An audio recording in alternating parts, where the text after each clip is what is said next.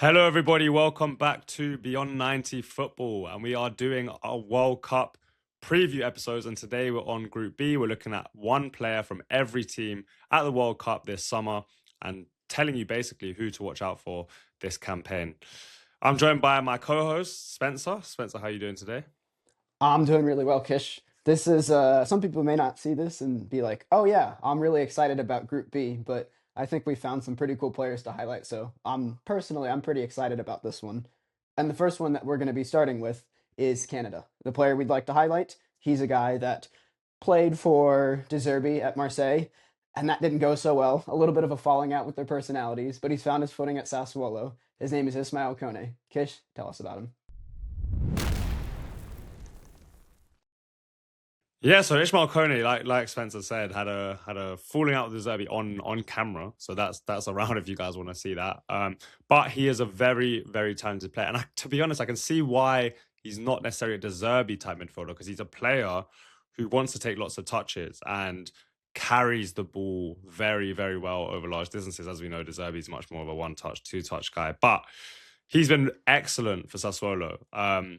He is like a tall, sort of rangy type player who can cover ground really well, great athletically, but can also drop a shoulder effortlessly. Which really, when he gets in his stride, when he's carrying the ball over those large distances, is really hard to stop him. Like, he can just swerve from left to right. He shifts his body weight to kind of just skip past players with ease, almost like Moussa Dembele-esque. I think his kind of style reminds me a little bit of like a peak Yves Bissouma, when he was at Brighton. That kind of player who can, he's really energetic, but then on the ball, very, very silky. But he also gets around off the ball, so puts in lots of challenges.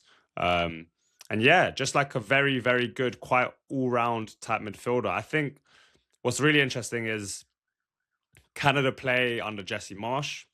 And we know Jesse Marsch is a very high intensity, high pressing, fast Red Bull style football, um, which I think suits Kone, and Kone suits that. I think Canada have played a lot of 4-4-2, and in a 4-4-2, like most formations with a midfield two, those midfield two have to be able to get around. And I think that is why Kone will be such a key player for Canada, in such a high intensity system, but also have to cover ground in a midfield two. I think they will play quite narrow anyway, but I think him being able to get around is really, really important. Have you seen much of him, Spencer? Yeah, I have. Not that I'm going out of my way to watch Sassuolo, but I have seen a bit of him. He's interesting. If you look at like his data, the thing that stands out the most, and it's exactly what you would expect, it's his dribbles, his progressive carries, his ability to draw fouls, pretty much everything that is having the ball at your feet and doing something with it to progress that's not passing. He stands out in an exceptional way versus other similar midfielders. I like the comp that you had about Bissouma. I think that's a pretty good comparison. But it'll be interesting because to my understanding with Sassuolo, he doesn't have much of like the passing or the out of possession responsibility.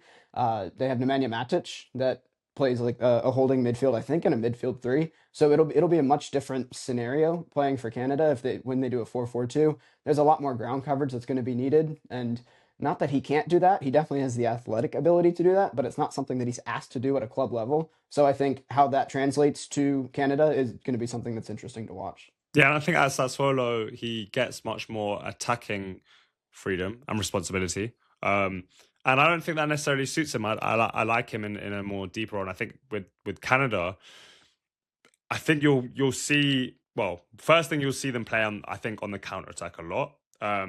They'll be aggressive out of possession, but I think they'll be just very kind of back and forth, and you'll see a lot of that from them. And I think he does suit that. I think his ability to turn defense into attack with those carries is going to be really, really key, like carrying it from deep into the final third and then laying it off to probably the more advanced players. Canada obviously have Jonathan David, who's probably their star striker. And then you've also got Alphonso Davies, who I think, depending on opposition, will play in between left wing and left back. I probably expect against in the group games him to play more left wing, because I think there's games there where they're able to probably dominate a bit more, not necessarily dominate the whole game, but have more spells, then maybe if they do qualify, struggle a little bit more. And maybe Alphonso Davies will be used more in left back to kind of utilize his defensive capabilities as well. So I think there's less attacking responsibility on Koné in his national side and more about him turning defense into attack in that Jesse Marsch way that we know all those Red Bull style coaches want to do. They want to be quick, they want to be direct, and they want to be intense. And I think Koné is that kind of midfielder that will really, really suit that. Yeah. And looking at who would have played in the pivot with him recently, Nathan Saliba is the one that played with him in the friendlies. I don't know if that's who they're going to go with, but I think that's a pretty interesting compliment because they're similar in some ways in terms of like, they're more when they get forward, they're really looking to shoot. But Saliba's pretty robust out of possession from what I remember, but he's also not very big. So it creates like a pretty interesting dynamic of even though there's some overlap of the skills that they'll have, the archetypes of the player is still very different. And yeah, one of the things they both share is yeah, their ability to run. So I think that's if that's the pairing that they go with, it's gonna make like what you said, where Kone can do, he's not asked to do any of the out of possession or have any of that like deeper lying responsibility for Sassuolo, but it's something that he can do. Playing in a midfield too, I think that's definitely something that can bring out the best in him.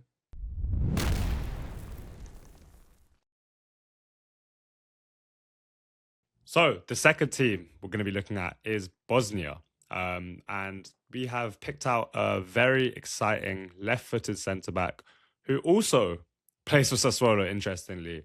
That is Tarik Muharemovic, who has been linked with a big move away this summer. So Spencer, take it away. Yes, not that we're Sassuolo fans. He just is a very interesting player, and because people are gonna have his eye on him for a move this summer. We think he's definitely worth shouting out. He's a really interesting kind of center back, kind of a mix of a couple different things. Playing in Sassuolo influences a lot of what you see about like the way that he plays. So this season he's been extremely, I guess, aggressive in the way that he passes. A lot of long balls, a lot of forward passes, a lot of progressive passes in terms of like on a rate of like a per pass basis. So his accuracy numbers have been pretty poor this year, but it's because he's just always looking to press forward. And I think that makes sense in a side that's lower in the table being direct like that. He's also just generally really good in the air, really good aerial duel win rate, which is interesting because he does play as in more of like a center back, but he defends a lot more out wide. So winning those duels in the air could also be a result of he's going up against wingers or attacking midfielders more often than he is going up against like a big physical striker. So how that would translate to the Premier League, that's something that would, you'd have to investigate more. How is he against like much bigger, more physical strikers? And then the other thing that stands out is he's really front-footed and he's really aggressive. He gets in front of a lot of passes, he gets in front of a lot of shots. He's really an interventionist, which makes sense within the context of Sassuolo with the type of defending that they do. He's a really interesting center back. I have kind of some questions on how he would translate to a bigger side, considering like the style that he's playing in right now and what his strengths and weaknesses are. I feel like they're strengths that almost better suit a mid-table team. But certainly the skill level is not something that doesn't belong at the top of the game. Yeah, and I think again another team that regularly play in a 4-4-2. I'd expect them to be solid, and I think they were solid against Italy in terms of that last qualifying game. Probably having to defend lots of aerials in the box. I'd expect them to set up quite deep, but he is someone that I think can deal with that. And again, with his distribution off his left foot, I think that's a very clean part of his game. He's someone that definitely wants to play more to that left side. He's like quite a left-footed, left-sided player. But yeah, a very, very exciting centre back, and I think someone that could lead that back line. Obviously, Bosnia still have star man, probably less of a star man now, but Edin Dzeko up front. But we thought we'd pick out someone who is slightly more under the radar. But yeah, another exciting one. Yeah, I think probably the part that's going to stand out the most to me is when if Bosnia, because this is not the strongest group. Let's call it what it is. They're going to have some games where they're going to actually be able to control possession and see a lot more of the ball. I think when they played against Italy, I think he had like 90 or 100 passes attempted. He had a really high volume of passes, which is not something he usually gets at Sassuolo. I think he averages like 40 or 45 completed passes per game. So he could see double the like workload that he normally would. How does he work in that sort of an environment where it's not always just pressing forward and trying to play forward no matter what? How does he look in a situation where like it's potentially slower, more controlled build up, and the objective is to keep possession and to stifle the opponent rather than to break quickly? Because that's something that if he goes to a bigger team, I don't know how reliable the links were. I think I saw him listed or linked to Manchester United. Yeah, he was. The way they're playing this year, that would make some sense. But I think the way that if they keep Michael Carrick, the way that they would want to play based on how he set up at Middlesbrough, it'd be a lot more possession oriented. Going to a team like that, how Bosnia does against Qatar or some of the other teams in this group will give a really good read and be really interesting to scout for how he would translate to the next level. And it's really funny because people always say, don't buy after a tournament, never buy after a tournament. But this could be a one exception where looking at his tournament form and his tournament performances could actually be much more of a, yes, let's go buy him now than maybe his whole Serie A season, because he's playing potentially in games where you see more about him on the ball, you see more about him in a side that's looking to dominate against the likes of Qatar and potentially Canada as well. So yeah, I think that will be a real good test for him, and also a real eye opener for any of the scouts that are monitoring him. And now the third team of this group that we're going to be talking about is Qatar, which some of you will remember from the previous World Cup. Some of you may remember some of the players, but there's a lot of names that people are going to have to learn when they're watching Qatar for this World Cup. And one of those names that we think is Akram Afif. Kish, tell us about him. Yeah, so Afif is like he's a Maverick type player, right? He's someone that wants to be the main sort of character on the show, wants to be the star man, loves that responsibility, and will be the star man for Qatar. He had a very interesting career. Let me just tell you about So he joined from Al Sadd Sevilla, then was at Sevilla under 19s, then was at Villarreal. Stayed at Villarreal for a long time and had about 5 loans, Sporting Gijón, UPenn in Belgium. Basically spent his whole career on loan and then finally went back to Al Sadd in 2021 and has been there ever since. But he is their star man. Like, he's got 27 goals and assists in 22 games in the Qatari League. So he's one of the best players in the Qatari League. And he's a player that is very creative. You can play him on the left flank, you play him on the right flank. He's not like rapid, but he's very agile, very good balance. Just a very technical player, and he scores like outrageous goals in that league. He's probably way too good for that league, but he seems to love being the kind of star. Very good shooter from range, so he scored some like beautiful curling shots from like 25, 30 yards. He's someone that you could imagine a bit of magic coming from, like a bit of one of those worldies from a random player a lot of people haven't heard of that you remember in World Cups consecutively. And I can imagine him pulling something out of nowhere because he's that kind of player. What it's going to be about with him is how do you get him on the ball? Like, Qatar are going to struggle to have any real control over games, dominance on games. So how do you get him on the ball in advanced areas as well? Because you definitely don't want him coming deep, because that's going to waste his attributes. You want to probably have him be patient, and when it does matter and you get him in the final third, hopefully he can come up with something that is amazing. But it's going to be obviously a big ask for Qatar, as they're definitely the weakest team in this group. Sorry, so hopefully they can get him a couple moments where he can maybe bring something out of nothing. Yeah, and that's what international football is for a lot of teams that are probably undermatched, is how many moments can you get? Because if they're in the World Cup, they have some sort of quality, likely some sort of a really high level player. And if he is that player, it's how often can they get him the ball, and how many, like, what can he do with the limited number of touches that they can get him. I'll be honest, I remember him vaguely from the World Cup, but I had to do some research on him. It's really hard to find, like, you can find clips of just about every player, but I like good luck finding a 90 or anything to like watch like serious footage of him, at least where I live. But that's where I'd like to make the case for the use of high level data. You can get a pretty good understanding of the kind of player that you're looking to understand With him specifically, what stands out looking at like because on FootMob you can see the I think the Asian Champions League and then also like his World Cup data from the last time. What stands out is he just creates a lot of chances like on a per touch basis. He does a lot with a little in terms of like kind of a median level in terms of passes received for a winger. But the number of chances that he creates, big chances that he creates, just the overall quality of the chance and the volume, it really stands out. So I think I don't know if maybe he's going to be tasked with doing it all on his own for Qatar, but I think at least when he's playing at a club level where he is best suited, looking at the data, right? I could be very wrong, but looking at the data, it looks like he's best suited to where he finds the ball, he finds space, and he's able to create for others, create really good chances for others. So if there's somebody that can finish off those moves for Qatar, they could sneak a result. Yeah, and that's what I gathered from watching clips of him is that you definitely don't. He's not going to be able to like take on fullbacks with electric speed or physicality. I think you want him in the pockets where his actual weight of pass, his ball striking, his ability to create a yard for himself, that's what's going to kind of shine through, if anything. I think if you are going to stick him out on the touchline, I think a lot of fullbacks will be able to deal with him physically. So I think you definitely want him in the pockets and giving him that freedom to just find the ball in those advanced zones.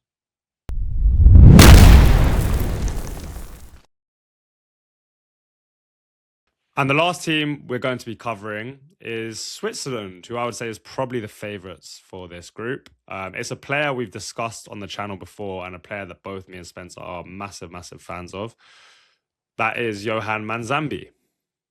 Yeah, Kish and I, just to a peek behind the curtain for viewers, we were going back and forth on who we wanted to cover for Switzerland, and it was pretty unanimous. We're like, I know we've already talked about him, but I kind of want to double down and just talk about Johan Manzambi some more. So that's what we're gonna do. One of the interesting bits about him is the difference in where he plays for Switzerland versus where he plays for Freiburg. At Freiburg, he's more of in a double pivot. He still does. It's almost like advanced midfielder winger type data where it's like he has a ton of shots, a lot of carries. Some of the out of possession stuff is a little lower, but he still does it from deeper areas, and he influences the game more from the midfield. Whereas for Switzerland, he plays further forward. I think he might wear the number 9, and he plays more like a winger, a right winger.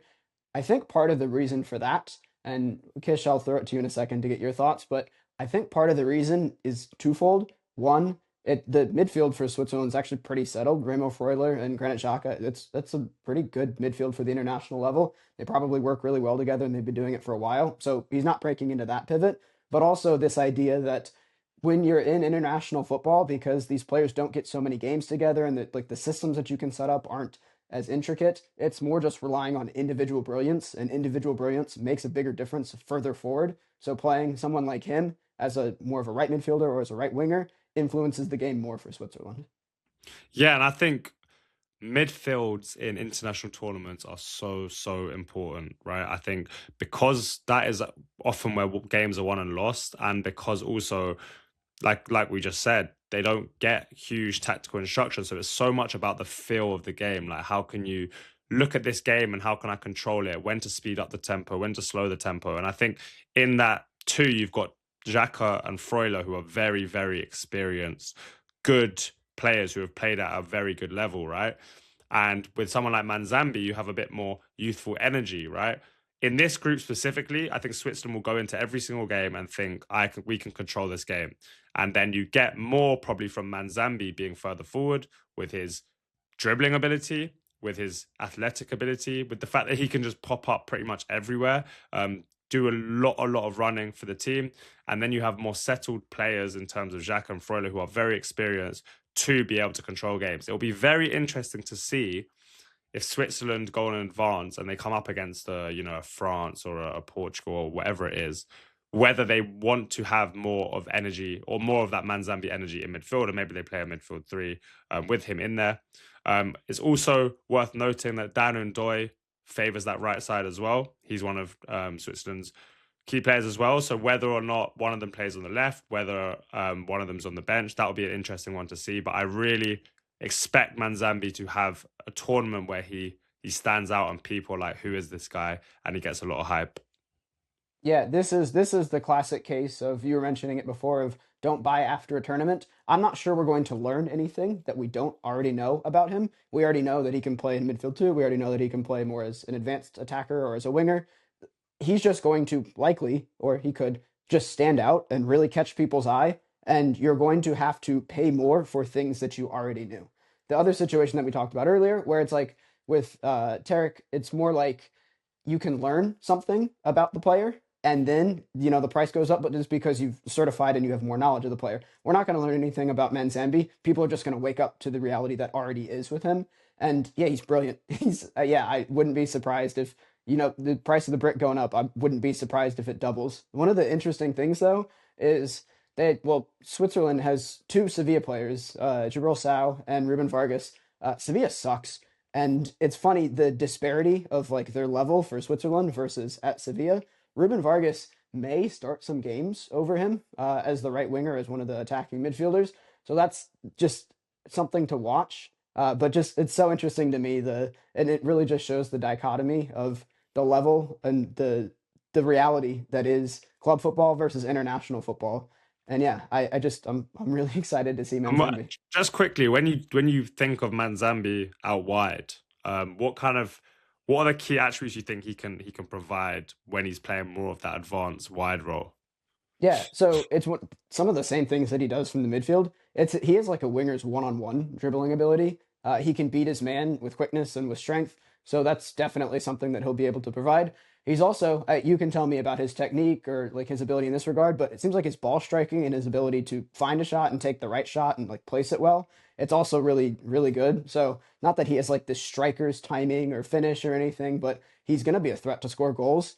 And I want to say, without checking, his crossing numbers are pretty high in a limited sample at Freiburg, but I think he's pretty accurate in being able to pick out runners. So if he's playing out wide, he kind of checks a lot of the winger boxes. And now the part everybody's looking forward to. How do we think the results are going to play out in this group? For me personally, I think I'd be surprised if Switzerland didn't finish first. I'd like them as a favorite in all of the games. I think they could be one of those situations where you look up and like we get to the knockout stages and you take a breath and you're like, oh wow, Switzerland's on 7 or 9 points from the group stage. Should they be considered one of the dark horses to make a run into the tournament? So I think they're pretty comfortably going to go first.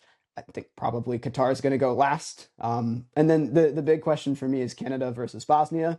I think I'm probably going to give the edge to Bosnia. I know the odds, like the betting odds, favor Canada, but I think Bosnia has a better shot to go second. I think just on not that Canada doesn't have individual quality, but I think just the level of the team that Bosnia has, the experience level with players like Edin Dzeko, and then of course like if there's obviously Alfonso Davies plays for Canada, right? So they have like a very top end talent, but I think Bosnia has that same thing as well. So I would give the experience edge to them, and I'll put them second, Canada third. Yeah, my prediction is very similar, but not exactly the same. So I've got Switzerland at the top. I think, like I said, international football, I think if you've got a player like Xhaka who can control games and really be that like on pitch type coach, I think you're in for a very comfortable ride in terms of the group. I think the group for them will be pretty comfortable. They've also got people like Mbolo who just played off tournament after tournament, who just seems to just turn up each tournament. Qatar will finish bottom for me. I really struggle to see them picking up points. And then I'd probably edge it to Canada, although I think it's going to be close. I think Canada has more individuals, but I can imagine Bosnia being one of those very solid, hard to beat teams. But I think Jonathan David, Alfonso Davis, Ismael Koné, those three especially, will be able to create some bits of quality. Also, the home advantage is there, I believe. So I'd edge it towards them, but I think those two are pretty interchangeable.